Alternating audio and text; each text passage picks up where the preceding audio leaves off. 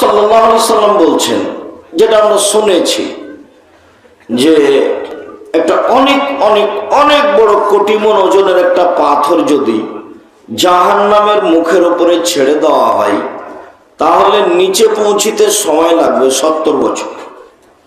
আরবিতে 70 ৭০ অনেককে বোঝানোর জন্য ব্যবহার হয়, মানে অনেক দিন লাগবে নিচে পৌঁছিতে, কয়েকশো বছর লাগতে পারে, 100 বছর লাগতে পারে। তো একটা 1 কোটি মণ ওজনের পাথর যদি 1 ঘন্টা নিচে যায়, কত যেতে পারে?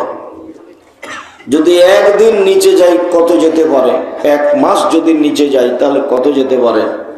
কি দিয়ে বোঝায় আপনাকে জাহান্নাম কত গভীর? রাসূল সাল্লাল্লাহু আলাইহি সাল্লাম বলছেন, পৃথিবীর সব মানুষ, জিন, আদম থেকে নিয়ে কিয়ামত পর্যন্ত, ইবলিস থেকে